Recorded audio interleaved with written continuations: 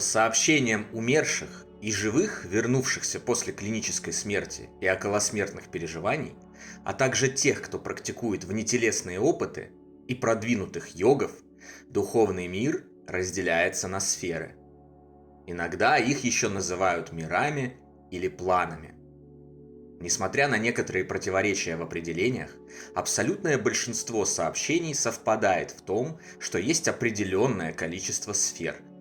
Чаще всего называется число 7. Это низшие, средние и высшие сферы, которые не имеют четких границ в пространстве. У этих областей скорее размытые, духовные границы.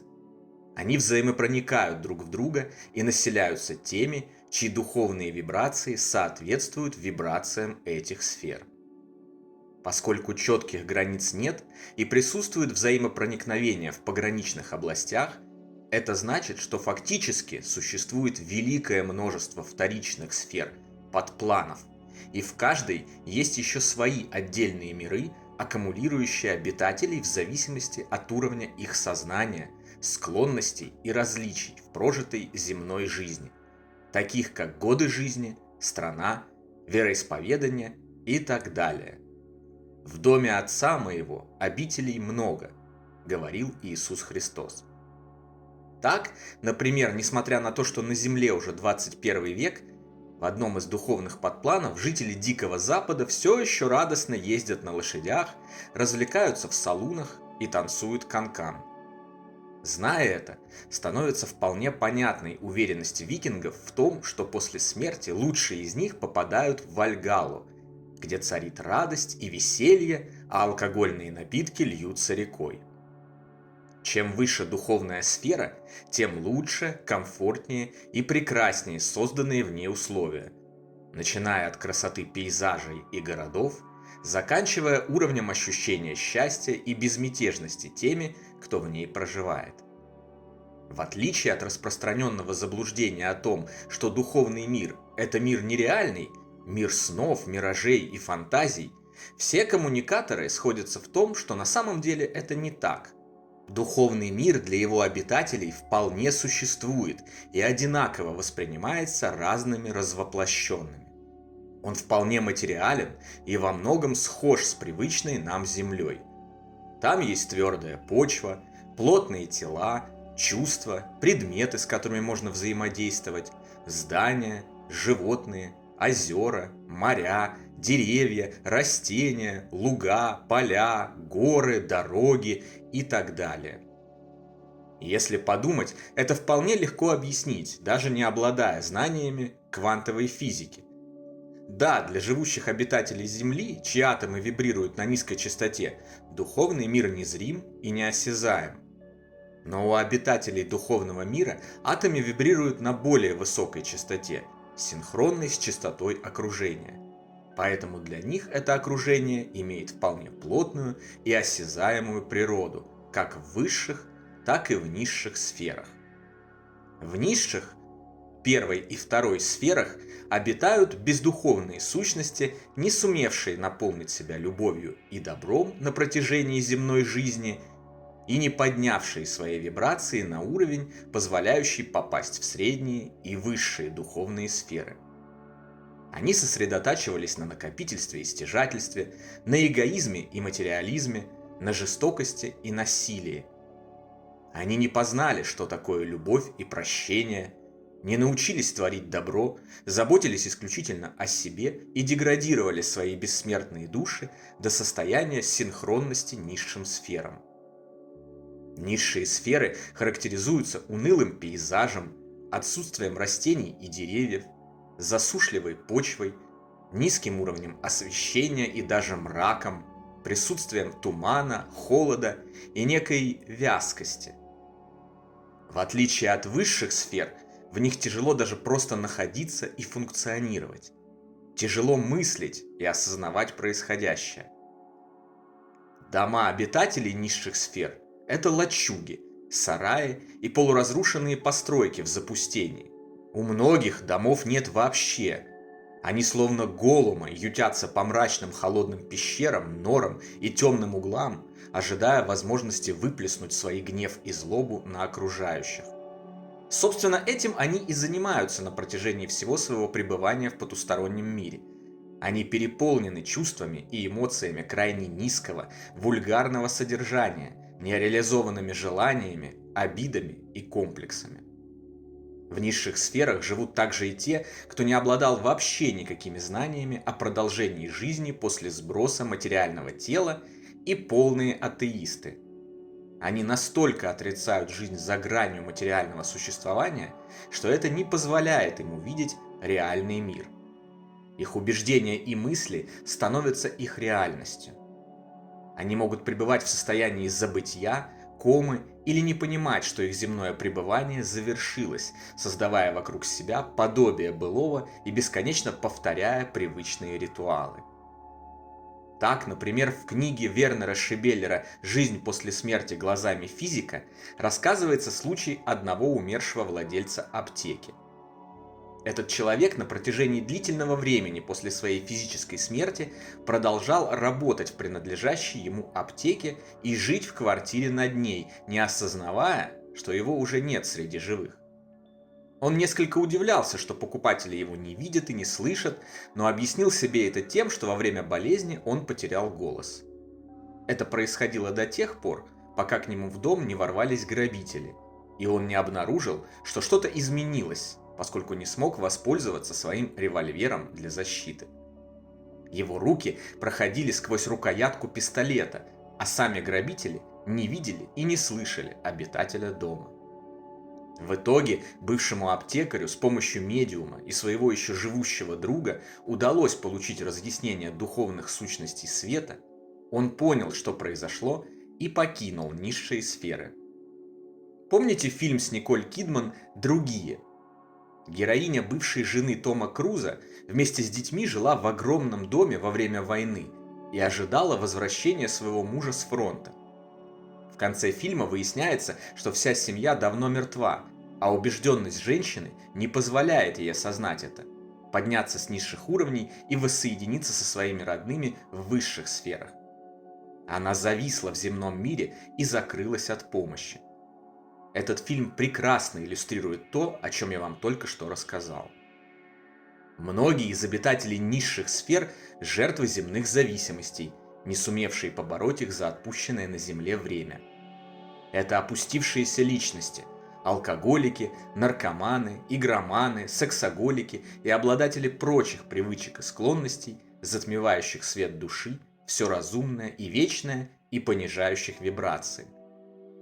Качеством контингента, пребывающего в низших духовных сферах, объясняется и крайне низкое качество большинства сообщений от умерших при использовании таких массовых методов коммуникации с потусторонним миром, как верчение блюдца, доска Уиджа и электронный голосовой феномен. Получатели сообщений, использующих эти методы, жалуются на то, что обитатели загробного мира часто допускают грубости, нецензурные слова, угрозы, пошлые шутки и несут какую-то белиберду. Это происходит потому, что связь осуществляется по принципу «на кого попало», а попадает обычно на тех, кто находится близко от Земли, в низших сферах. Живущие коммуникаторы удивляются, почему многие умершие оперируют безграмотными банальностями и несуразностями, вместо того, чтобы велеречиво и высокопарно рассказывать о новых, недоступных ранее знаниях и божественных откровениях. Но разве, заходя во второсортный кабак в темном переулке, вы ожидаете, что его постоянные клиенты предстанут перед вами в вечерних платьях, будут общаться с вами вежливо и на высокие темы? Нет. Вы знаете, что, скорее всего, станете объектом пьяного бреда, глупых шуток и скабрезностей, и хорошо еще, если унесете оттуда ноги целыми и невредимыми. Странно, что в случае бездумного и неумелого общения с мертвыми люди не понимают, куда заходят, и ждут совершенно несвойственных для таких случаев вещей. Профессор Всеволод Запорожец, доказавший выживание личности после смерти физического тела и изложивший доказательства в своей книге «Контуры мироздания», во время собственного исследования столкнулся с Женей, низшим духом, который появлялся практически на каждом спиритическом сеансе, матерился, требовал денег, лгал и пошло шутил. Он рассказывал, что живет в аду, и дом его – лачушка.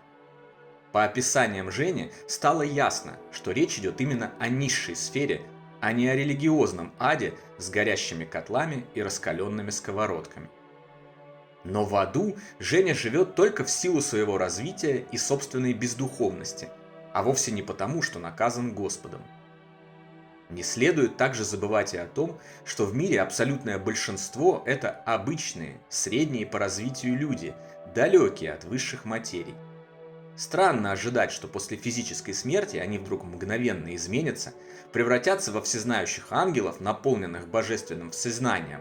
Более того, обобщенная коммуникация с миром мертвых говорит как раз об обратном. После сброса тела из плоти и крови человек, по крайней мере первое время, сохраняет память, все черты своей личности, склонности, суждения и привязанность. Обобщенные сообщения мертвых об устройстве низших сфер духовного мира хорошо согласуются и с наблюдениями страшных или так называемых адских околосмертных переживаний, описанных во множестве современных медицинских исследований. В таких ОСП вернувшиеся после клинической смерти пациенты рассказывают об ужасающих картинах страшных, мрачных, туманных областей, о запертых в темницах людях, которые ненавидят все живое, сражаются, насилуют и пытаются убить друг друга, оскорбляют испытывающего ОСП и нападают на него. По-видимому, в редких случаях таких адских ОСП их обладателей, в силу их текущего духовного развития, заносят именно в низшие духовные сферы. Крайне низкая частота адских ОСП, менее 1%, сама по себе отлично согласуется также и с выводами доктора Роберта Крукола о том, что большинство людей, населяющих Землю, являются духовно среднеразвитыми, и после физической смерти это большинство либо сразу оказывается в приятных духовных сферах, либо задерживаются в низших сферах ненадолго, лишь на время, пока они сбиты с толку событиями своей внезапной кончины. Также данные, полученные Робертом Круколом, прекрасно согласуются с выводами психиатра Карла Викланда, который вместе с его женой-медиумом потратил более 30 лет на работу с психически больными людьми. Доктор Викланд полагал, что в подавляющем большинстве случаев психические заболевания вызываются одержимостью пациентов заплутавшими духами. Под одержимостью понимаются не дурацкие сцены из фильмов ужасов, а вредное влияние на сознание живущих духами по тем или иным причинам, застрявшими близко от Земли. Такие духи ищут возможность утолить свои старые земные привычки. Они липнут к живым, у которых имеются зачатки психической сверхчувствительности, и питаются их эмоциями и страхами. Зачастую это происходит неосознанно, как для духа, так и для одержимого. Оба могут не знать о существовании друг друга, и тем не менее, по мнению Викланда, влияние такой одержимости может проявляться в виде симптомов психических заболеваний. Галлюцинаций, навязчивых состояний, страхов, панических атак, раздвоения личности и так далее.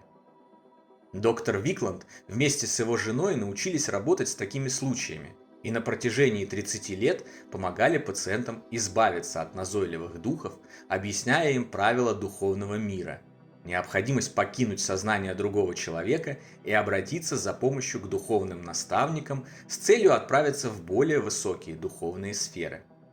В подавляющем большинстве случаев это помогало. Духи внимали просьбам, а пациенты навсегда избавлялись от психических заболеваний. История этой семейной пары изложена в книге Карла Викланда «30 лет среди мертвых». Изучая духовный мир, неизменно приходишь к тому, что его устройство удивительно логично. Его саморегулирующие механизмы, основанные на принципах «подобное притягивается к подобному», «что посеешь, то пожнешь» и «относись к другим так, как хочешь, чтобы относились к тебе», работают без сбоев, определяя посмертную судьбу любого живущего.